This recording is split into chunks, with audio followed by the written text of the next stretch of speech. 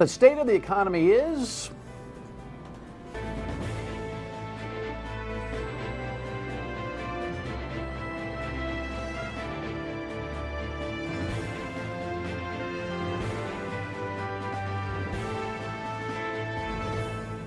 The Dan York State of Mind program is brought to you in part by Lookout Rhode Island and Takeo Comfort Solutions. Good Friday evening to you. For those of you who see the show on a regular basis, you know on Fridays we kind of spread it out a little bit. If you're joining us for the first time, welcome. On Fridays we kind of spread it out a little bit. We don't discuss the issues of the day because we record our Friday programs on Thursday. I tell you that always in case you have an expectation that I'll say something about something that happened, and I can't until Monday. By the way, on Monday, program note, Steve Laffey, former mayor of Cranston, will be here. He's back in town for a temporary speaking engagement with the Rhode Island Republicans, and that always worries everybody around here on the Democratic side because they think maybe he's thinking about settling back in, which could mean he's got an itch to scratch to lead again. So anyway, that's on Monday. In the meantime, I've been trying to hook up with the economics professor at URI, who is as outspoken as anybody in this state. Professor Leonard Lardaro is here tonight. He's a sharp mind, and he's a fearless commentator on the economy, and it's really interesting. He gets no street cred at the State House for what reason I cannot understand. But that will be question number one. So we're going to have a very casual conversation with the professor here tonight. Here's a couple of headlines of op-eds that he's recently written. Rhode Island economy worse than it seems. Rhode Island should analyze its spending. Well, hello. Remember, he writes the column, not the headline. And a recession with low unemployment in Rhode Island, which is an interesting concept. Professor, thank you for joining me. Long time no speak. Yeah, thank you for having me. It's excellent to have you. I would like to talk about you for a second. You've been at URI since 1991. 81. 81. I wrote 81. Yes. 81. Are you tired? No, I love what I'm doing. Good. I really do. Awesome. You're a grad at URI. Undergrad, yep. Are you a URI person? I mean, are you a Rhode Island resident? No, through from and New through? Jersey. See, I knew it. I should have asked you this before. What exit? 151. 151, 153B. Really? Holy mackerel. I'll be See, darned. this all right. See Listen, that? we're going to Yeah. go get a beer, and Yeah, we'll heck get with back this. to you guys Yeah. later. What town? Montclair. Oh my gosh, Montclair is what a beautiful town. I really like it. Route Yeah. 46. Yep. Montclair State has grown to. You should be teaching there. It's a university. No, I'd rather. It's a university. Used to Yeah. be a college. I know. And Yeah. I've never understood that whole thing where colleges become universities because they decide to become I know. one. Well, it used to be Montclair State Teachers College, then Montclair Right. State College, now Montclair State University. Right. I don't know. Well, I went to school in Wayne, so we're right down the road from each Okay. other. Anyway, but I'm guessing it's been a long time. Yes. Yes. But don't you agree that Rhode Island is kind of like North Jersey? In some ways, I really yeah. feel like it's the same place. Connecticut's kind of stuck in between. Yeah, But yeah. there's no difference between, I don't know, Rutherford and Cranston. I mean, I don't see any difference between them in terms of disposition, mindset. And the states have similar challenges, very high Oh, yeah. property taxes. Oh, yeah. having New trouble- Jersey's not doing well No. at all. They really. out of whack. You know what else they have in common with us? What? They steal money from the 911 fund. Oh. New York, New Jersey, and Rhode Island. I think it's an utter disgrace. Is that but bugging you? I think it's a disgrace. Well, we've had people here from the formal effort to stop that, and they're not getting a lot of traction. The former health director was here, and help me with our guest from North Providence who was here. Well, she'll be Dr. Fine? Who was with Dr. Fine? Robin. She was. Robin Giacomo. Yes. Thank you. I knew we could get that. Those two are leading the effort to try to end that practice. Mhm. Have you hooked up with them formally? No. All right. Well, you guys got to get. She's looking for anybody to help and get traction. You're very outspoken about the Well, economy. I'm honest. Here. And there's a lot of, so I am accurate, and whether it's positive or negative, I'm going to tell it the way it is. Because an important part of my job as a URI faculty member is service to the state. And I'm not going to, smoke and mirrors, make it sound good. I'm going to tell things the way they are based on actual data and trends and facts. If people don't like it, well, maybe we should do something about it. Do you agree with me that you don't have a lot of traction at the State House? Absolutely. Why? They don't want to have their preconceived notions changed. And that's why I refuse to refer to any of our elected officials as leaders. Because, they look at the glass half full. Okay, what is that? Denial. Now, if something is negative and accurate, then instead of denying it, either change it to make it better or get rid of the negative. But they don't do that. We're totally unprepared for the next recession. We're acting as if we're going to keep on going indefinitely, which is a joke. My work right now, my current conditions index says it's possible we're in the earliest stages of a recession in Rhode Island. Now, I don't know if we are. I'm not making an official call, but it's possible. We're totally unprepared because we react. They don't lead. When you make an official call, does anybody, other than certain people in the media, the newspaper it gives you a lot of street cred. I mean, the op-eds, we rely on you. We've relied on you for years. Yeah. Is there any other sanction, though, of the official call that we are in a recession? No, see, the national level, there's a group, the National Bureau of Economic Research, and they developed a nebulous definition as anything they want. There is no official definition at the state level, so what I do with my current conditions index, when it falls into a contraction range, which means below 50 for about 4 or 5 times in a row, looking at what's weak, then you can make a call. But there's no official one. There's no person to officially call it. And that third article I wrote, the original title was was A Full Employment Recession, ? Because whenever we have our next recession, which we might have already started, our unemployment rate is going to be artificially low, and it doesn't reflect the right kinds of things. Artificially low. Well, let's just dig in here. Artificially low because? Because we've gone from double digits down to around the national level, largely by, number one, having the good fortune of living next to Massachusetts, number two, a strong national economy, number three, large, persistent decreases in our labor force, where the unemployed stop looking, therefore they're no longer counted. If you look at April this month compared to the prior April, number of unemployed down 2,600, labor force down 2,500. So essentially unemployed, we're just an equal number of unemployed were dropping out of the labor force. And that's how we went from 4.1 to 3.7. Therefore, it's a totally meaningless change. Although it's going to get touted. Is the unemployment number, I told you this would be an interesting rambling conversation. Is the unemployment number that's used nationally faulty? Not as much as here, because if you look at, and on my Twitter I do a lot of this thing, show charts, usually during office hours because no one really shows up, so I have all this time to do it, and I've done charts. Our labor force has gone down for well over a decade, which is ridiculously bad. That's a real vote of no confidence. It limits our potential growth. Nationally, labor force participation's going up, all of that, not for us. And that's why we're so different. And there are reasons why our labor force has gone down, but I don't think we know all of them. And there's just some things we really need to get at that there's no one in a hurry to get at upstate. They're just going to look at the unemployment rate, look at this, assume that means it must be robust job growth and robust employment that's really bringing it down, and it's not. And so that's all they talk about. On my current conditions index, I purposely add some elements. Labor force participation, way below where it was in the prior peak. Employment rate, which is the most important number, percentage of the population that's employed, below the number. Resident employment, the number of employed Rhode Islanders, well below where it was 13 years ago after a booming national economy. Payroll employment, the number of jobs in Rhode Island, only last month did it pass the December 2006 level. And a lot of that, the last year or so, has been because of part-time jobs being created. So some of the statistics look okay, but I mean, that's horrible. 13 years and we're back to where we were then and no improvement. That's what says it. But the unemployment rate being so low makes it sound like, oh my God, we're really crushing it. We're doing great. Well, we're not. You said there were some reasons why you think we might, you know what, let's break. We'll come back and talk about what some of the reasons might be. I mean, you can rip off the index like it's 1, 2, 3. Is it harder to figure out what the reasons are and what the solutions are when we come back?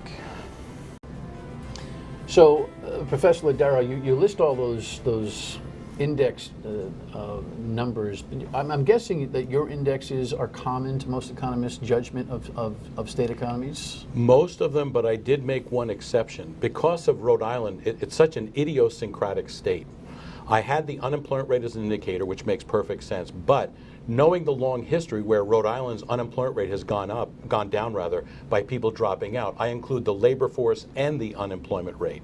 And so what's been happening, for a long, long time, the unemployment rate's down, that's +1, that's good, but the labor force is down, that's -1, cancels out. And I wouldn't have done that for pretty much any other state. But most of the other things, retail, housing, labor market indicators, some leading ones, I would have done that. That's fairly standard. Reasons you think this thing is losing oxygen? What is? The economy. Well, we really haven't planned for the next recession, and what I think is going to really come back to haunt us, one of these statistics, 120 plus legislative days debating the PAWSOX, and that's because we don't have meaningful in-house due diligence where professional economists would have said, here's what we look at, here's the deal, take it or not. We would have been done in a week. So we drag on, we throw darts. Amen. Now, I know that you weren't bullish on the PAWSOX deal as it was presented. I was very bullish on it in terms of it was a misunderstood thing from the get-go. You want to talk about a lack of leadership from top to bottom. The governor was the custodian of this run with the PAWSOX, not the Providence run, but the Pawtucket run. She didn't want to use whatever chips she had remaining. Mattiello had a personal gripe and feigned this idea that his own district had political problems with it. Not true. Yeah, I don't know. But what's really interesting about what you just said is that it took so long for the Senate to run its course out there with the House picking its nose over the whole situation, right? Yep. And nobody providing the kind of substantial, common, agreed-to data points that we could at least argue intellectually, honestly. That was the problem with the whole thing. Absolutely. Hey, I agree. But it's not just the PAWSOX. I can, just a list of items where the legislature, they don't have the backgrounds to do this, and they shouldn't. So you hire a group of professional economists with a lot of expertise in economic impact. Reportedly plays this role. No, they don't really do a very good job. They're not that good. They're just not that good. They're not very strong in economics. And so I would like to see them have an in-house staff of economists and just have them do things the right way. Well, it goes back to my question: why haven't they tapped you for that? Or why haven't, I'm not trying to get you hired. I'm trying to get the state smarter. Why haven't you been asked as a leading guy at the state university in economics to come on and head up something that actually, or help them set up something relevant to what you're speaking about? I've spoken a little bit. A Senate Advisory Committee with Kate Bramson thing. I spoke to them about that, but. And they think, well, this is going to cost a lot of money hiring PhD economists with impact. They spend so much money on consultants, they'd probably be saving money. But the key thing is, Rhode Island's economy is incredibly idiosyncratic. It doesn't work the way other economies work, and so we've got so much baggage. There's negatives that often offset the positives. So you'd have people who are very aware of exactly how we work, looking at that, fine-tuning things, deciding if we should do them. We do exactly the opposite. We throw darts, and let's see how it turns out. And it never turns out the way they think it will. Crisis management, for the most part. Well, it should be, but they don't know crisis. They only know mañana. We should be in crisis mode as we speak because, as I said, we might have entered in the early stages of recession. We haven't planned for it. They need to be doing some substantial things. They're not doing anything. So when I ask you, why do we get to where we are, and you bring the PAWSOX up, that's an example, correct? Yes. Of the lethargy. Yeah, and I'm not saying I'm against the PAWSOX. I'm against 120 legislative days doing it. It's clearly process. It was incompetent. It really was ridiculous. So, if we were going to make an offer, you make an offer and you do it and you get it over with, but you don't drag it out like that. You know what, by the way, not to get into the PAWSOX deal too much, but the irony is going to be of the 6 solutions that they have now to replace the economic inertia of the PAWSOX left, they're all going to be public-private partnerships, formatically very similar to what we had with McCoy Stadium and the PAWSOX anyway. And no one is ever going to admit that, and that's one of the disgraces of what's going on here. Most folks said, when they were asked, do I want my taxpayer money to pay for the PAWSOX to stay, they said no, understandably. When you ask them, do you know that we're already in a public-private partnership, and if we do something with the same kind of formula that we do with McCoy, would that be okay? Oh, okay, that's fine. But why didn't they do that? They didn't do that because the politics got in the way and of course, we have a post-38 Studios malaise in this state, which is bearing on our economy because now everybody's in the you-know-what-you mode. citizen-wise. Well, They're yeah. upset. They're upset. And it's almost like they want to see this thing crash. But we also, you had asked an earlier question, I didn't quite answer, but that why don't they really do this? Why don't they look into it? Rhode Island's an oligarchy. I challenge anyone to explain 38 studios as a democracy. You tell me. And so we're an oligarchy. If you do those kind of things, you're going to add a word to Rhode Island's economic development vernacular, no. And we don't have that now. They hire outside consultants, even though it's a lot of money. Oligarchy defined as? Essentially, the really connected, powerful people pull all the strings and get things that ultimately benefit them. And so what happens is Not that, unique to the whole country, but maybe perfected here? well, we do it really well, and we don't have the margin for error.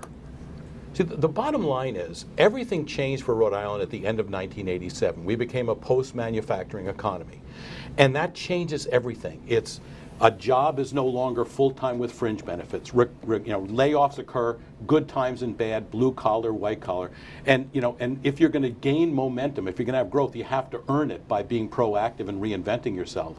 So once we move from that, you can see our performance has never been the same because I don't think our people, because they don't have the due diligence and all that, really know how to manage a really post-manufacturing economy, which is just far less forgiving. And we're going to see that in the next year or two because I feel very strongly the U.S. will probably go into recession by the end of 2020. That's the general consensus.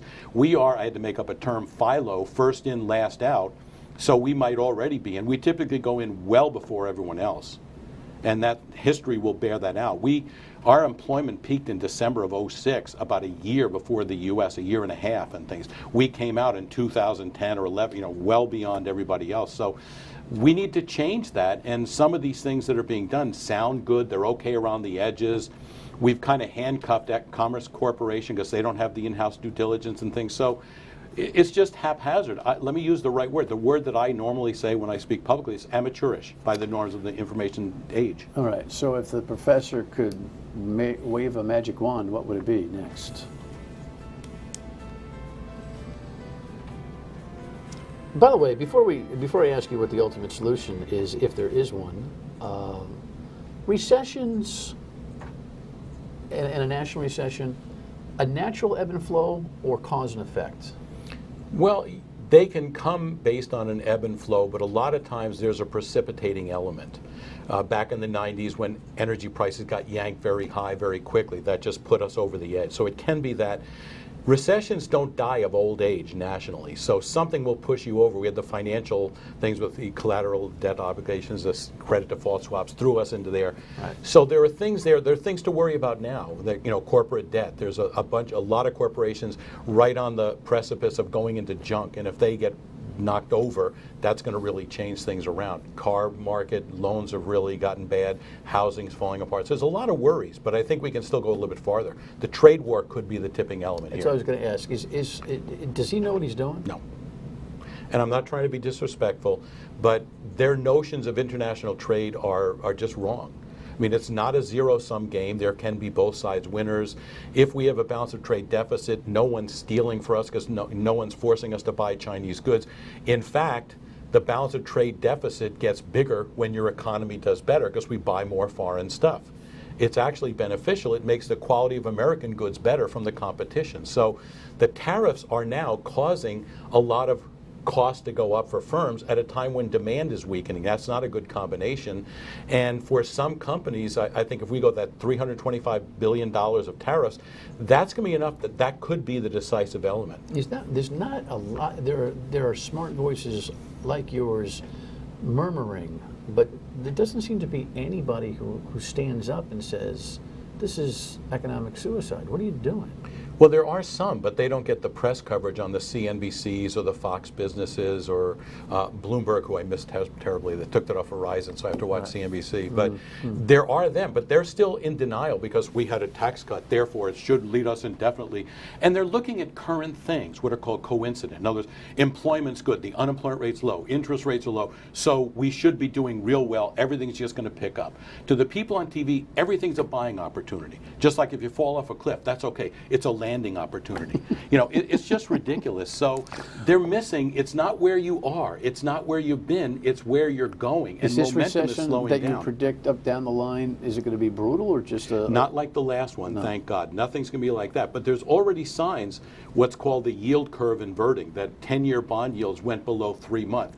That has a really strong track record. If that stays inverted, that difference, usually within 18 months you have a national recession. And for Philo, Rhode Island, it could be anywhere from 6 to 12. If I was the governor and I pulled you in and said, Len, what do we do right now? What would you tell me to do?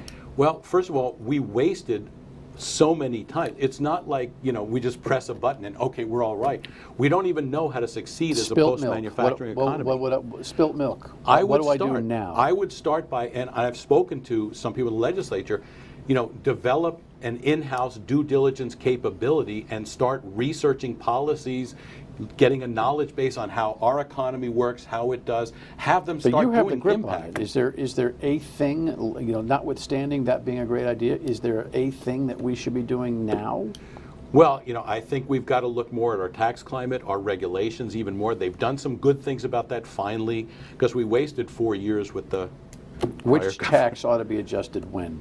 Well, I mean, that's the point. What we've got to be careful of, and what we're heading toward, which can be counterproductive, let's start taxing services. That's very dangerous, because then you start broadening tax cuts. Yeah, as far as tax cuts, I think we just have to really, again, it's not a simple number changes to that. You got to look at our whole tax system from top to bottom, compare it to other states, and look at incentives. So process is more important than a specific solution right now, seems to me. Well, to arrive at a solution, you need process, because we wasted so many years. Give me 30 seconds on why we're so idiosyncratic. It's just the nature of our state's economy, because we start off as a blue-collar economy. We have an inadequately skilled labor force. We have a lot of regulations and fees and a business climate that really shows up poorly no matter what the criteria and the weights are from all these surveys. So we've got a mountain of things to do, and we've wasted 20 years. On my scale of 0 to 10, 10 being we're doing great, 0 being, uh-oh, we're in nuclear mode, what are we? I'd say a 4. Come back soon. Good to see you. Appreciate the conversation. Nice to be here. Oh, it's great to have you. Feel better? Final word when we come back. Stay with us. We actually have a final word here from the professor, because we kind of mistimed the segment, which is good. You have a final word? I'd rather have you have the final word. Okay, that's fine. Glad to do it. There was no inevitability to Rhode Island having such a mediocre economic performance. We allowed it to happen. We didn't demand results from our elected officials. So it never had to be this bad. We can make it better, but we have to start demanding results from our elected officials. You can't say, well, you know, you're a nice person, we're going to reelect you. But we're not set up for that either, because half our people run unopposed. So we can fix this. It's not insurmountable, but we should have started 20 years ago. It just makes it tougher and puts us on the reactive Why road. is the constituent behavior in the politics like it is? I think that's just the parochial nature of this state. It really is.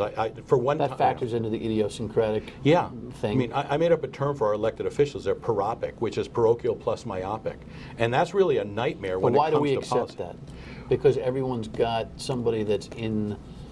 You tell me, why do they keep voting in incumbents? Half of them get reelected because they don't murder anyone. They're not opposed to, you know, by anyone. But, you know, the thing is, why do we keep electing the same people? That's the question. As long as we do that, why should they take risks? Why should they work a lot harder? They're not that productive, but they spend a lot of hours. That's the definition of low productivity and redundancy. That's the final question. Thanks for the bonus time. Sure. We'll see you next week.